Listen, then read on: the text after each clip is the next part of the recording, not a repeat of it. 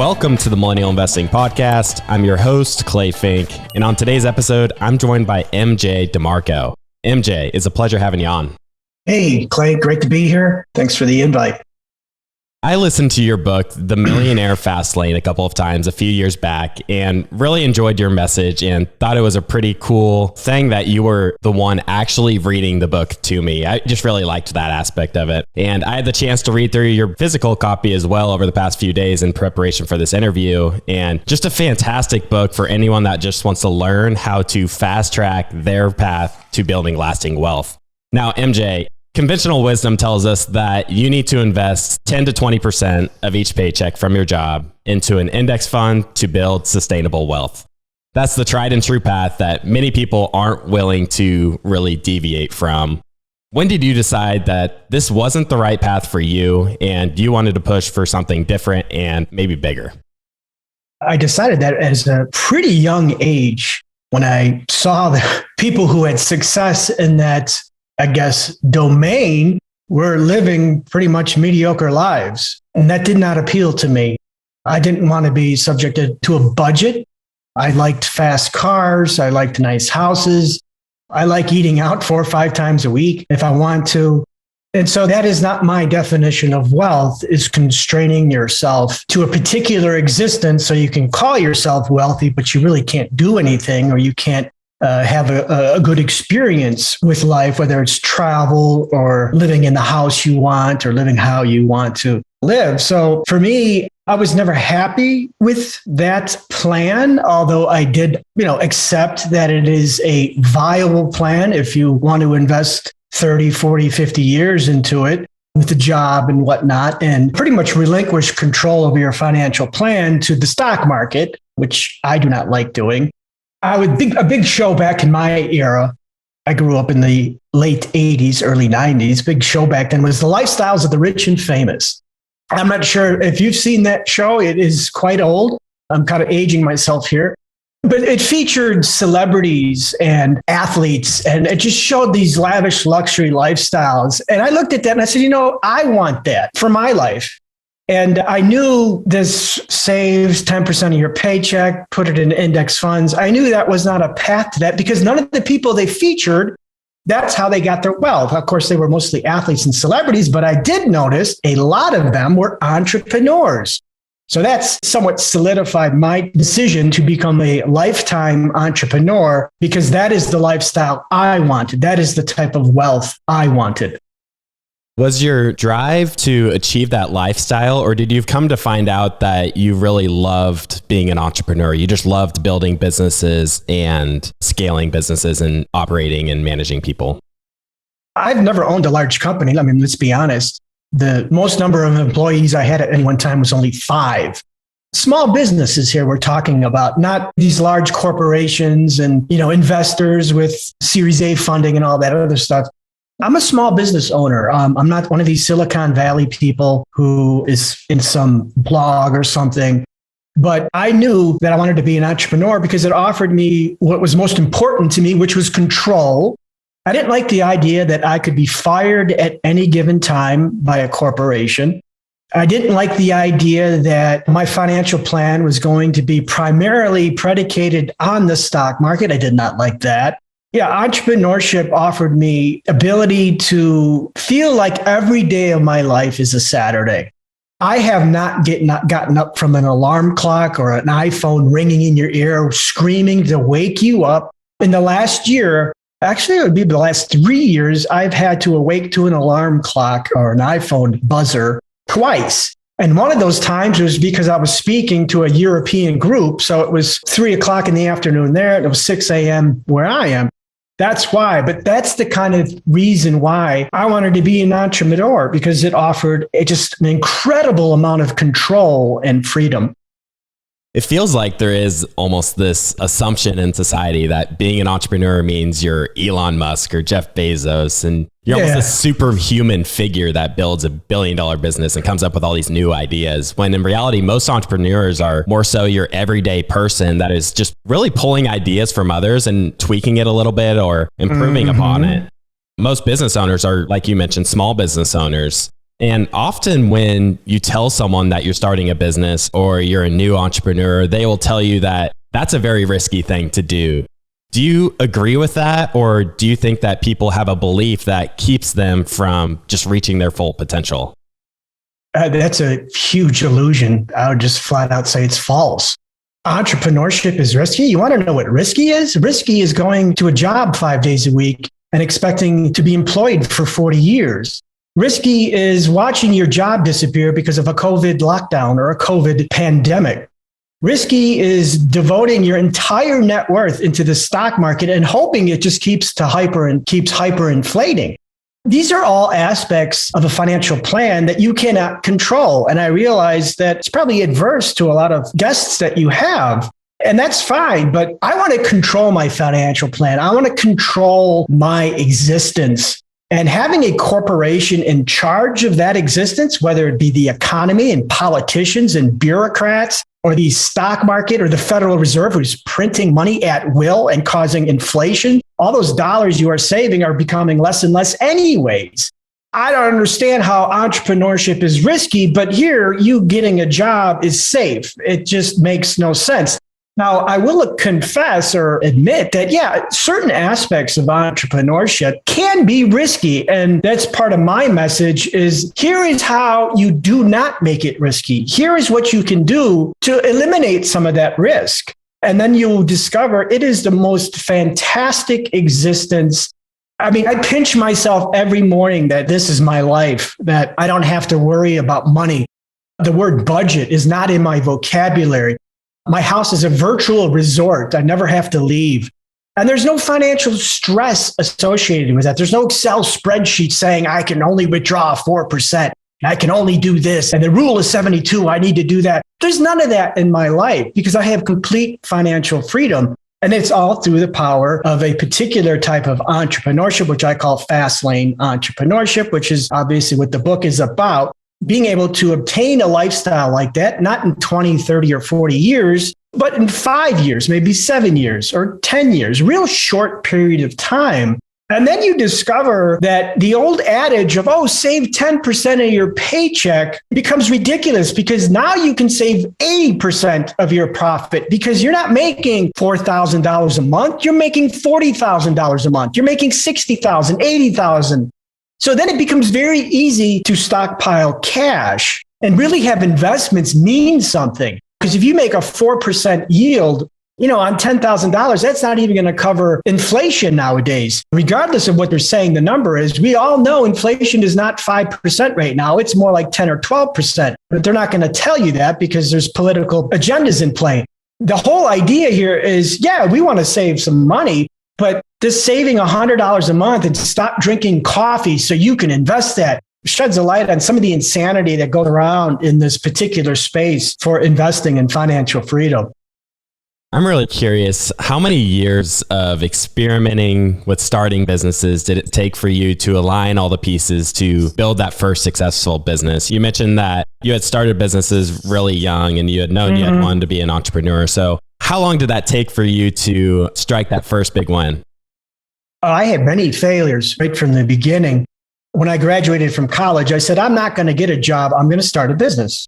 There was several years there, and I think it was about 3 or 4 years where I started various types of businesses and they all failed. And, in hindsight, looking back, the reason why I was failing was pretty clear. I was following my passion. We heard that statement before, right? Follow your passion. Well, that's what I did. I followed my passion for 4 years. And you know what? The passion disappeared because I couldn't pay the bills. No one wanted what I was offering, or there was too many people offering what I was selling.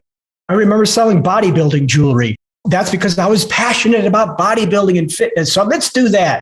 Well, I sold nothing on that because the market didn't want it, but it was something I was passionate about. Then I was passionate about fitness supplements, again, in the same space. Well, that's what I know, so that's what I'm going to sell. But the market didn't even need anything. I didn't start my own brand. I didn't start anything with a unique SKU. I was just selling someone else's product, trying to make money, chasing money. And, I failed miserably for, a good 3 or 4 years. And, the Millionaire Fastlane is kind of that book that I wish I had right when I graduated college. It has all the things I wish I would have known when I was just getting started. That was a big learning experience for me. As for putting all the pieces together, here's the reality is the pieces are never put together because entrepreneurship is completely fluid and dynamic. You always have to be learning. When I went through the initial scaling of my business many years ago, the first business, the techniques I used to use back then are completely irrelevant today. And then when I brought it back 4 or 5 years later, again, I grew it. And the techniques there are completely irrelevant today. It's always changing. So if I started a business today, I'm actually not at a bigger advantage than the average person because everything has changed. So things change and they're very dynamic and fluid. So this is why venture capitalists they fail 80% of the time because things are always changing. Culture is changing. Technology is changing. Entrepreneurship is pretty much you're deciding to become a lifetime problem solver. So that's an expectation that if anyone in your audience says, I want to become an entrepreneur. I like what you're saying. Well, then you're deciding to have your career as a lifetime problem solver, or as I call a scientist, because that process never changes. You're always having to learn new things. You mentioned the problem solver aspect, and that just reminds me how, so many 9-to-5 jobs, you clock in, you show up, and they tell you exactly what you need to do. You need to do this list of tasks. And that aligns kind of with the school system where you show up to class and they tell you all the assignments you have to do. Whereas when you're an entrepreneur, it's nothing like that at all. You have to solve the problems yourself. You don't know what's going to work, what's not going to work. You're just going to have to test it out and really just figure it out. And the market tells you if you're right or wrong. Yeah, their feedback. Yeah, absolutely. What was the business that ended up taking off for you? I was the CEO and founder of a ground transportation company. It was called limos.com. And also it's been so long, the selling commercial transportation businesses, like an auto trader, if that makes sense, but it was for limousines, buses. So I owned that. And then I also owned a aggregation site for if you needed a ride in Rome, Italy from the airport, I could arrange that. I owned that company for about 10 years. After I sold that, I sold it twice. After I sold it, I started a publishing company. I started the Fastlane Forum, which is a community of entrepreneurs with about 70,000 people there that discuss Fastlane entrepreneurship. In your book, you talk about how you started an online limousine booking business, sold it around the .com bubble, and ended up repurchasing it for less than you sold it for. When you have a very profitable internet business, I'm curious about your thought process on how you decided to sell it, or if you should have just hung on to it and outsourced much of the day-to-day tasks. What was the deciding factor that led you to sell your booking company again? Actually, when I sold it the first time, it didn't go well for me because a lot of the purchase price, it was like $1.2 million. And half of that, more than half of it, I think it was 750,000 of that was based on an earn out. If you're not familiar with earnouts, that means if after we buy the company, if your company does X, Y, Z, we'll pay you another 750. And of course, this was way back in the .com boom where things were starting to go south. I lost that immediately. That never happened. And then the money that I did get, which was about $500,000, I invested it all in tech stocks. And at the time, there's a movement today called FIRE. I was familiar with that type of mentality way back then. 20 plus years ago. And I said, I'm going to do that. I never have to work another day in my life.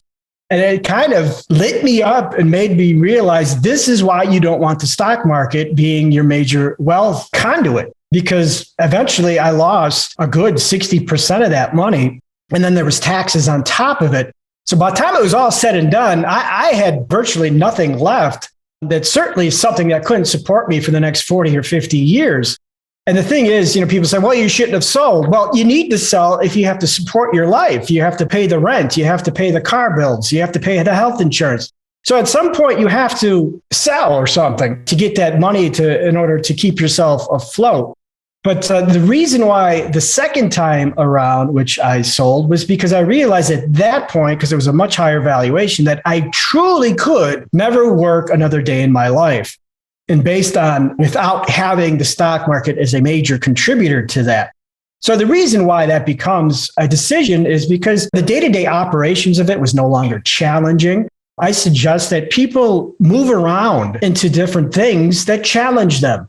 The challenge in that particular business was no longer there. It wasn't exciting. And also, this was right before Uber started getting into my space. And I recognized that I needed a significant technological injection into the company, along with multiple more employees. I mentioned I only had 5 employees. Well, I really didn't want 10 employees. And I really didn't want to go down that avenue because that just doesn't appeal to me. I did sell the company to another company out in San Francisco who wanted to, I guess, compete with Uber, which they did not. They did not do that very well. But I think if you're going to be an entrepreneur, you have to align that with your personal goals and how you want to live. So for me, it's always been, do I want to do this another 5, 7, 10 years? And the answer was no. And actually, I wanted to write because I've always wrote my entire life. When I was a little boy, I was always writing stories. So I wanted to become a writer, and I knew that money was no longer an issue for me. So I could do that without having financial encumbrances or financial worries. Because, writing as a career is kind of a starving artist type of career. It's not something I would recommend for someone who wants to get wealthy. So that allowed me, having that financial wherewithal allowed me to pursue that, I guess you could say, passion of mine, and not worry about not having that passion pay money. That's kind of a difference there when I frame passion, is having a passion and trying to make money off of it, and having a passion and just pursuing it because you can. Yeah, I really like that. I think that following your passion when it comes to building a business is probably taking yourself towards the industries that are the most crowded and saturated. It's going to be the most competitive. You'll oftentimes hear that the best businesses to start are those that are not sexy and the ones that most people just do not want to deal with at all. And just to reflect on what you just said, the passionate industries are terribly crowded, which means one thing: you have to be excellent. You have to be like the NBA player of that industry. If you follow something that is an unpassionate industry or an unsexy industry, then you just have to execute fairly or well. You don't have to be the NBA player of that industry. You just have to do well. And if you do well in that unsexy industry, it could set yourself free for a lifetime, and sometimes maybe even the generations that come after you. So this is why I don't advocate following passions, because it is a selfish inclination versus a market-centered inclination of finding where there's actual vacancies and problems and voids in the market that you can attack and exploit. And I always say this: once someone loves your value, you're going to feel passion no matter what that business is. A good example I always use is Native Deodorant. It was this deodorant startup, I think in 2018. He sold that company for $100 million to, I think it was Procter & Gamble. But I guarantee you, he was very passionate about his product. So you can be passionate about your offer, your product, your value. You don't have to be passionate about the particular space. Hey guys, I wanted to give a quick shout out to Trade Coffee for supporting the Investors Podcast Network. I've always had trouble finding fresh coffee at the grocery store because a lot of the time it has been sitting on the shelves for weeks and eventually goes stale. Trade Coffee sells the freshest roasted and ethically sourced beans from America's best local roasters. They deliver right to your doorstep with free shipping as often as you'd like. I got started with Trade by taking their simple quiz online. It was super easy as they asked me a few questions such as how I make my coffee, whether I'm a coffee expert or beginner, and if I add milk or cream to my coffee. The results matched me with the Nebula Dark Roast, and let me tell you guys, I cannot get enough of it. It was roasted right here in the US in Oakland, California, and it has a comforting and rich taste with added honey to help me satisfy my sweet tooth. Another reason I love Trade is because they support small businesses and ensure they're sourcing their beans from sustainable sources. Trade has delivered over 5 million bags of fresh coffee, and they have more than 750,000 positive reviews. If that isn't enough for you, Trade literally guarantees you'll love your first bag too, or they'll replace it for free.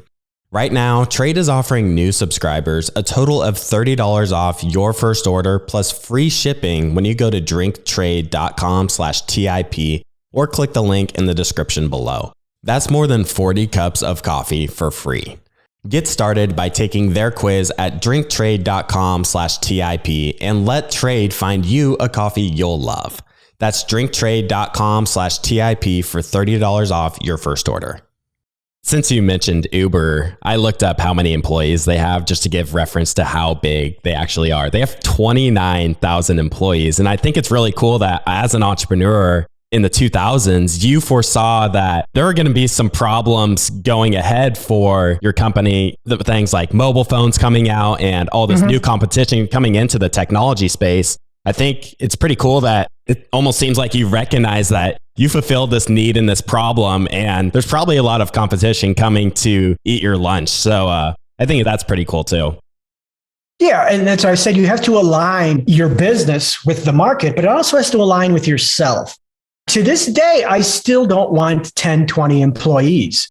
So I will always be a small business entrepreneur, with minimal employees. And you still can make tens of millions of dollars in a system like that if you're willing to follow what I call the sense framework, which is the cornerstone of my philosophy. There's some misconceptions out there that, well, you have to be this big business, you have to get funded, you have to do this, you have to do that. And that's simply not true. My particular neighborhood is surrounded by tech money. It's like the mini Silicon Valley here. And I guarantee you all of them are involved with bigger, larger companies. And, me, I'm just a small business entrepreneur trying to tell people that there's this alternative way to wealth and financial freedom.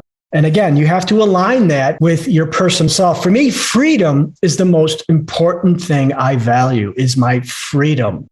So getting up at 6 a.m. and managing 50 employees, I don't see that contributing to my freedom. So that's a state I avoid. If I ever built another company that's not related to my current business and it needed dozens and dozens of employees, I again would seek to sell and find somebody who wanted to take it to the next level. Recently, we had an episode that covered the idea of what is money. And I really enjoyed diving into that subject with Jim Kreider. That is episode 164 for anyone that's interested in checking out that millennial investing episode 164. When I was reading your book, you talked a lot about the definition of wealth, and you just alluded to this a little bit. Like the definition of money, I think many people have different definitions of wealth, some of which might not be very constructive. I'd like to ask you to share with our audience what your definition of wealth looks like. Sure, we can talk an hour on this topic. For me, in the book, The Millionaire Fastlane, I define wealth as family, freedom, and fitness. Obviously, having a connection with your community, your family, or your relationships, that's very important. And fitness, you need health. Without health, there is really no wealth because health is wealth. So that's kind of common sense type stuff. But the ultimate one is freedom. And that's the focus on my philosophy is freedom. That, if you don't have freedom, life is terribly miserable. And there's actually been research done on this, that the happiest people, not just here in America, in the world, have a certain level of autonomy. And autonomy is being able to get up when you want to get up, being able to do what you want, being able to travel when you want, being able to make the decisions you want. I have this idea and I want to pursue it. Well, you can pursue it, or do you have to send it to a boss who sends it to another boss who sends it to another boss? So for me, wealth is really about freedom. And within that, there is financial freedom. And this is where culture is starting to blur the lines. Particular movements now say financial freedom is sitting at home doing nothing, buying nothing. You can't eat out. You can't buy your car. You can't travel. You have to stay in rundown Airbnbs because you have financial freedom. No, that's not financial freedom. When you're thinking about money every single day and what you cannot do or what you cannot buy, What you cannot experience, that is not financial freedom. No matter how many people want to say otherwise, it is not financial freedom. So they're blurring the lines here with time freedom. Time freedom, yes, that's also very important. Wealth to me is both time freedom, being able to do what you want, when you want, wherever you want, and financial freedom. I'm talking about being able to extract the word budget out of your life. My philosophy on wealth is time freedom and financial freedom, and having the ability to have that lifestyle while you are young. Having financial freedom when you're 35, which is when I obtained it. I obtained it actually a little bit earlier than that, about 31, 32. But having it when you're in your 30s is a lot different than financial freedom in 65 or 70, because time depreciates. Your youth depreciates. And I'll give you a good example of this. I just moved to Utah, and it is one of the skiing capitals of the world, Park City. And I can tell you right now, as a man that is in the back third of his life, I'm over 50 now, having to ski for the first time in my life, I don't know how to ski, is going to be vastly different than me trying to learn how to ski at 30. Having the freedom to ski the slopes 5 days a week, probably at my age, is not a viable option for me because I've had multiple orthopedic surgeries, multiple problems with my knees. But at 30, I could have done that. So that's what I'm talking about, is your experience to experience life as you get older starts to depreciate.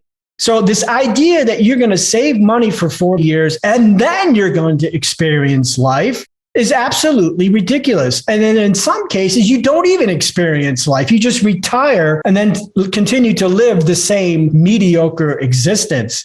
Money is important for freedom. And people often misuse money that is destructive to freedom. So if you're buying stuff that you cannot afford, it's going to erode your freedom. This is a huge conversation as far as what is wealth. Time is a big part of that, and so is financial freedom. A lot of good lessons in there. Warren Buffett's worth over $120 billion. And he's 92 years old. Like, how much of that wealth can he actually enjoy? And I can almost guarantee if you asked him if he'd lose all that money to go back to him being 20 years old again, he'd take it in a heartbeat. Now, how realistic do you think achieving high levels of wealth in a short amount of time is for most people? For your audience, very realistic.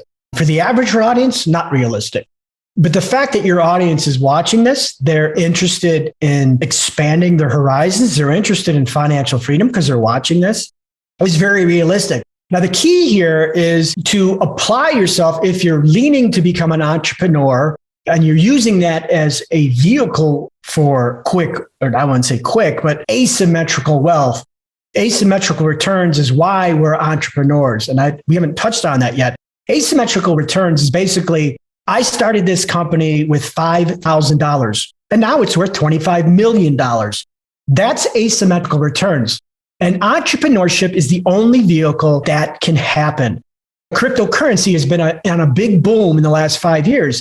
And the reason why, and people never even understand this, the reason why it has enraptured the average person on the web or in culture is because it has experienced this concept of asymmetrical returns. So now a lot of people are just saying, I'm going to buy the coin and maybe I can get rich because they're looking for asymmetrical returns.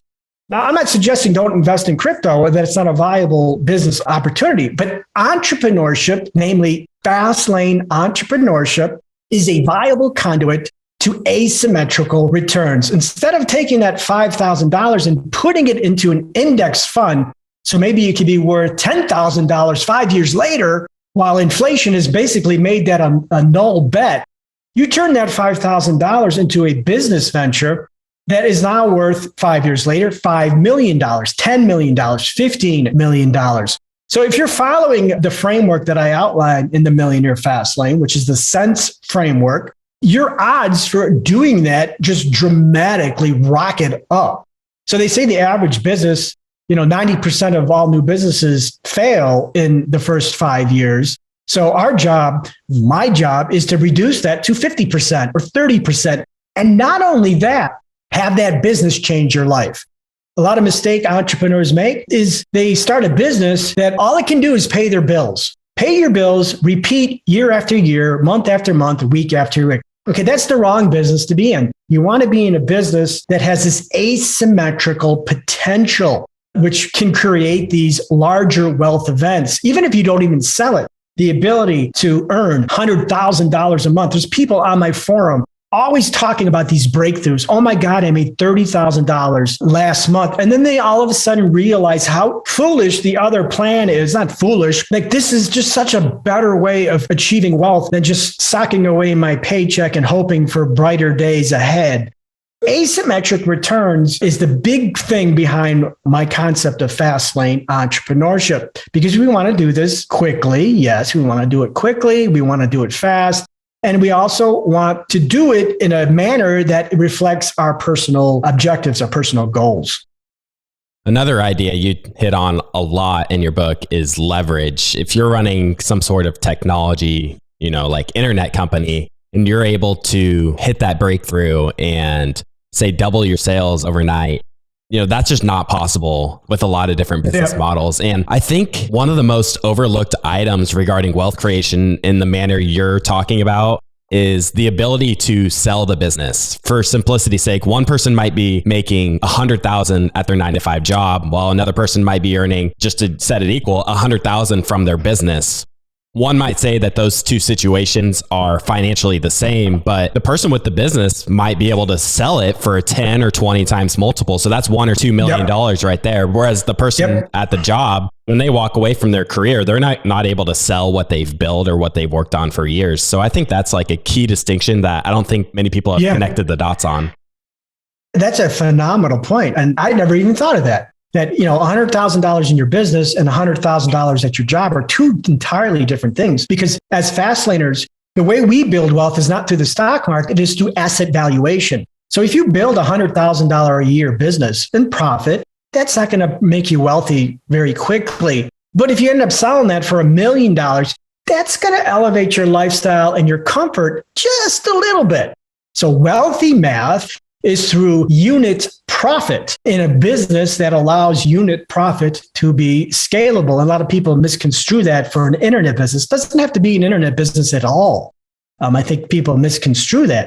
But if I sell 10 widgets next week, I can sell 1,000 widgets the following week. So one day my income can be $1,000 a week. The next, it can be $10,000 a week. And then you have control over that because you have control over your marketing initiatives. You have control over your decisions. You run a forum where business owners have a chance to ask questions from others and learn from each other. One of the most significant hurdles of starting a business, I think, is, I don't have any great ideas that nobody else has come up with. And after writing the book and running the forum, I'm curious if there are any interesting businesses or business ideas that you've come across that could be implemented about anywhere. I sometimes can't sleep at night because there's so many opportunities out there. And new business owners, new entrepreneurs, they fall into this trap of thinking they need to reinvent the wheel. They need to be the next Elon Musk. They need to invent something that's never been done before on planet Earth. And that's a big misconception. You can start a business with something that I call value skew. Value skew is anything that you do better than the competition. So all we're doing here is we're taking something that exists and we're improving it in some discernible way that compels a person to give you money, that compels a person to become a client. So value skew is how you start a business. So if you take any particular industry, deodorant, razors, and you skew value, meaning your process is slightly better than the alternative, you will have money flowing into your life. So skew a few variables and you have yourself a business. So if you're not familiar with value skew, that is anything that compels you to buy a product. Think about the last time you bought something. There was a particular reason. I'm talking about you bought something from a new company. There was a particular reason why you bought. It could be that they had a better feature. They had a better ingredient. Maybe they had an ingredient that wasn't existing. Maybe they had some better customer service. They answered your email within 10 minutes. So value skew is that anything that you do better than the opposition or the competition that might compel somebody to buy. A good example is just the basic simplicity of this is a bag of tortilla chips. I recently bought a bag of tortilla chips, and there was a reason why I bought it. It wasn't the cheapest. It was actually the most expensive bag, but I bought it because I liked the ingredients. There was only 4 ingredients. It has non-GMO corn. That was another value skew. I looked into their little plexiglass. You can see inside and see the chips. They were white corn and they looked like they were big chips. So these are all the things that were going through my mind that made me buy that bag of tortilla chips. That is value skew. Now, tortilla chips is a saturated business. You don't have to be looking at businesses saying, oh my God, everyone is doing it there. So what? Do it better. Skew some variables in that particular space and you have yourself a business. Now, we talked about Uber. Uber is $1 billion company because in my particular space, they didn't disrupt 1 or 2 variables. They skewed 10, 12, 14 variables, which is why they blew up. They were doing things better than the taxi industry on multiple angles, from pricing to convenience to, being able to get a car within 10 minutes. There were so many variables there that they were skewing that company blew up. Yeah, and reading your book, I was thinking a lot about how much better does a business need to be successful? And on the one hand, I think about, if you're operating in a massive market and you provide your own niche or your own variation or improvement, then you only need a small slice to be able to make a living. But when it comes to companies like Uber and Tesla and Amazon, these are companies that, had an exponential improvement on the current industry. And that's why they were able to just take overall market share. So I think it's important to be like, okay, what is your value proposition and what's your goal with your business? Yeah, and the unique selling proposition, that is the primary value skew. But most sales come from secondary value skew or secondary items that compel someone. It could be as simple as, and this again, we were looking for a new veterinarian. And one company, their website, didn't have pictures of any of the staff, didn't have pictures of the vet, and you just didn't get a feel for that particular veterinarian. The other company we went with had pictures. It showed the staff, it just was designed. That's a value skew. We went with that company, not because they were cheapest, but because they presented something that reflected on this particular buyer. Now, other buyers may look at that and go, nah, I want the cheapest, or I want this, or I want Y, I want convenience. All these factors come into play when people are buying something, when people are giving you money. There's reasons why they give you money, and value skew is the anchor behind that. Starting a business is 2, 3, or 4 of these variables that you do better than the competition. And sometimes, you mentioned, what would you do? There's huge voids in the trade space. People don't even answer their phones anymore. I don't know how many times I've called for an electrician and I can't get anybody on the phone. And then when I do get them on the phone, I can't get them over here. That's examples of value skew. Like if you want a plumber, your value skew is you answer the phone. Boom, you have a business. And that may not be a scalable business as the way it's initially constructed, but that's the essence of starting a business. And the world is filled with problems. The world is filled with bad customer service, bad this, bad that. That's an opportunity. That's a wonderful opportunity for you to step in and do something better. We mentioned the FastlaneForum.com. My skew in that particular forum, I'm there every single day. I'm contributing, interacting with readers who read my book. A lot of times my book is more popular actually in France and Korea and internationally. So when they read the book on the other side of the planet and they come to the forum and they see me actually respond to them, it's like, wow, you actually care. You're actually here. You're not shoving me off to some VA or some, employee. So that's a value skew that I was able to build a forum based on that value skew. And side note, starting a forum is the worst thing you could ever do. I don't recommend that as a business to anybody. I'm just going to confess that right now. Absolutely worst business you could ever start. I do it because it's a function of my publishing company, but you never want to start a forum. It is just the absolute, and it's the hardest thing I've ever done in my life. Your time isn't scalable. You only have 24 hours in a day to respond. No, it is not. And it's funny because I'm doing things today because, I don't have financial burdens. I'm doing things today that I wouldn't have done 10 years ago. Running a forum is not one of them. Running a publishing business and becoming an author is not one of them. That's what financial freedom does. It allows you to do things maybe you wouldn't have normally done because they're not financially viable or they're not good returns on your time. But my purpose today is different than it was, 20 years ago. 20 years ago, my purpose was to set myself free. Today, it's to spread my message, to give people this notion that there are some better ways to achieving wealth and doing it in a much quicker time frame. I have to ask, if you were 20 or 22 years old today, young and full of energy and just had all of the time in the world, are there any businesses or industries today that you would just love to dive into? You look at, certain industry and you're like, man, what an opportunity there for people who have the drive to, attack it. I get asked that a lot, and I don't have an answer because my situation, if I was 20 again and broke and whatnot, I'm not sure what I would be engaged in. So a lot of opportunities come up from what you're engaged in. But I can tell you this, change creates millionaires and billionaires. The crypto space is huge. Decentralization, Web 3.0, the plant-based space is growing big. I've been plant-based for 5-6 years. The amount of opportunity I see in that space is just mind-boggling. And that's because I'm engaged in that space. So you see things when you're engaged in life.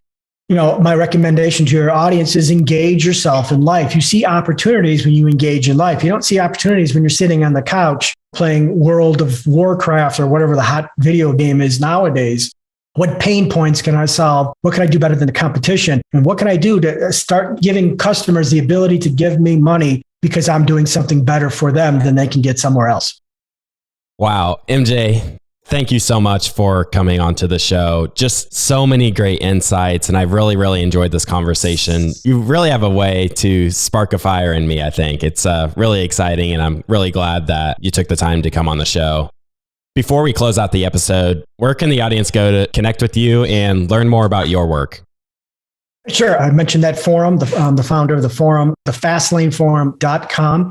It is a forum with close to 1 million contributions nowadays that is there to discuss this concept of Fastlane entrepreneurship with asymmetrical returns. I can be reached there. Again, I'm there every single day. I'm usually posting every single day. And the usual suspects. I have a YouTube channel.